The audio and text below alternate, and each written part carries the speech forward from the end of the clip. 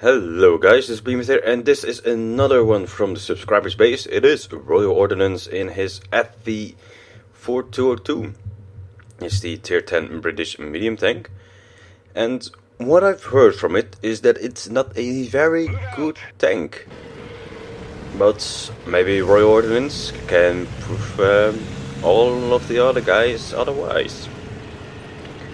As you can see, the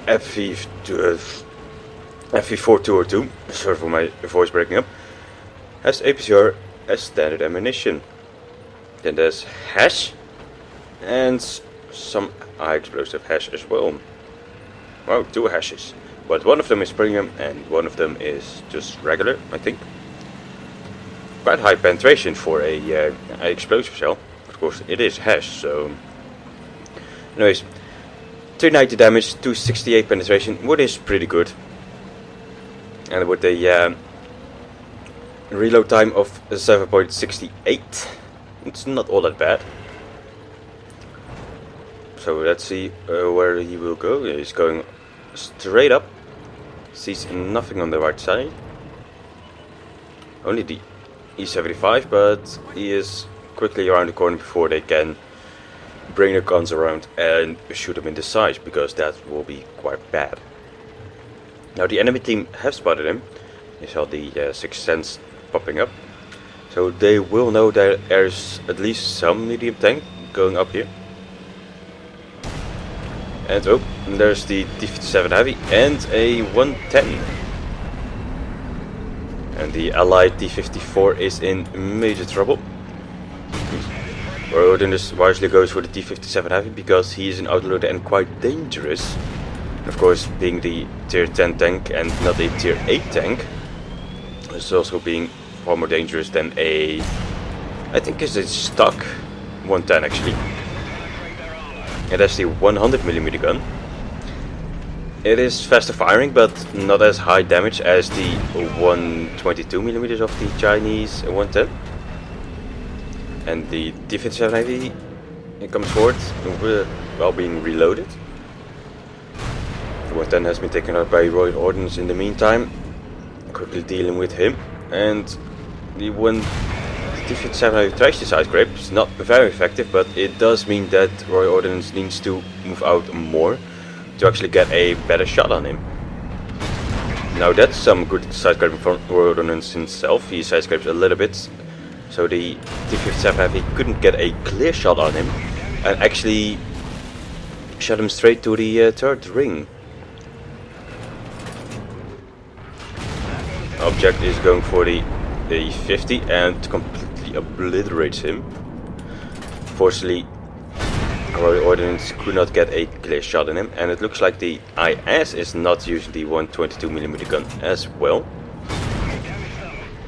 And okay, the IS just wanted to move forward while the Object 268 was actually aiming. So IS saved the RoyalOrdnance. At least a lot of HP from RoyalOrdnance. And the Object 268 is in a world of hurt. The STB-1 actually from the Allies destroys its flag, but luckily not like the IS for the Object 268 actually moves in and completely eats the shell. Only a Strax does.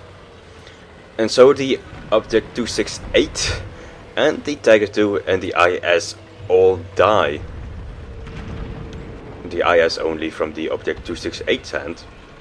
The Object 268 couldn't do anything about it. The IS just rolls forward and eats the shell while he was aiming, so, and he couldn't know that. So completely not his fault. Just very, very unlucky that it happened. So he is spotted, probably by the tanks at the E4. And he sees the ISU 152, very dangerous tank, and he sees the Rheinmetall, both behind buildings. So he just waits for an opening, and there it is. Rheinmetall, of course, he just moves back a little bit, allowing RoyalOrdnance to finish it off. T54, he can get a shot on him, and he will. Unfortunately, that one just missed. It looks quite alright now, actually. The T-21 is coming for the back. Vroom vroom from the back. But the ISU is the real threat here. Maybe if he swings his gun around and hits RoyalOrdnance in his face or his sides, that will be quite bad. But now the FV4202 actually needs help. He's getting circled by a T-54. And he quickly annihilates that. But the ISU wants to go for the FV215B. Just rolls forward, gets tracked, and ooh, that was very close. The Badger 25 tons actually was so close that he might have eaten the shell of RoyalOrdnance, and the T-21 fires HE into the track of RoyalOrdnance. And I have no idea why. With normal ammo, I think he would quite penetrate the side. He got RoyalOrdnance completely unawares, and I think he would have penetrated and did a whole lot more damage if that was regular shells.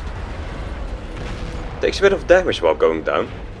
But the E-75 is completely overrun. MX 12 tons, Badger 25 tons, and the FV and a T-30 on his face.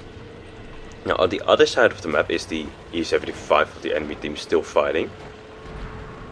But he is dead by a T-54 on the allied team. So great game from RoyalOrdnance in his FV2 again FV202. So let's go and look at the endgame screens of that one. So that was actually quite a good game from RoyalOrdnance in his FV202. And this was during a ×3 weekend. So he actually got a whole lot of experience. Set off, well, quite a good lot of experience for being quite awesome in this FV202. Now, the credits earned is quite good actually.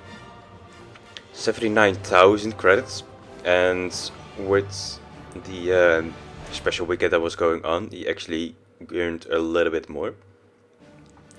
But his experience earned 5,670 is really good.